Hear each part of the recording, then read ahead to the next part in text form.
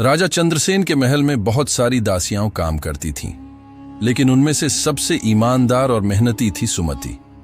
सुमति महल की सफाई से लेकर रानी की सेवा तक हर काम में निपुण थी।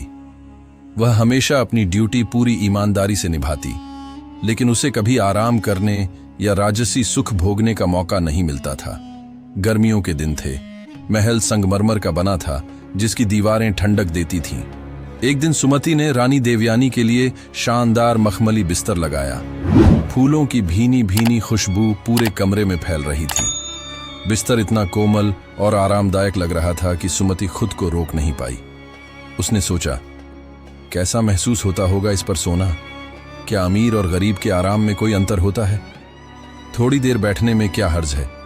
यह सोचकर वह धीरे से बिस्तर पर लेट गई।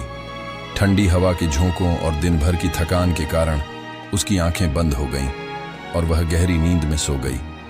कुछ ही देर में रानी देवयानी कमरे में आईं। जैसे ही उन्होंने अपनी सेज पर सुमति को सोते देखा, उनका गुस्सा भड़क उठा।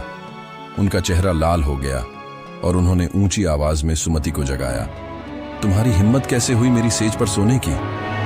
रानी गरजी। सुमति डर के मारे कांपने लगी। उसने हाथ जोड़कर क्षमा मांगी और कहा, रानी मां, मेरा कोई बुरा इरादा नहीं था।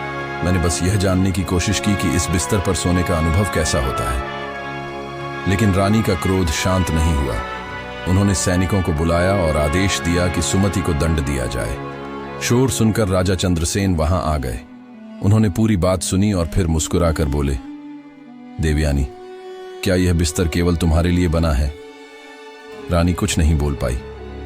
राजा ने आगे कहा, हम राजा रानी जो आराम भोगते हैं, वह इन्हीं दासियों की मेहनत का परिणाम है। अगर इन्हें भी थोड़ी देर वही सुख मिल जाए तो क्या बुरा है?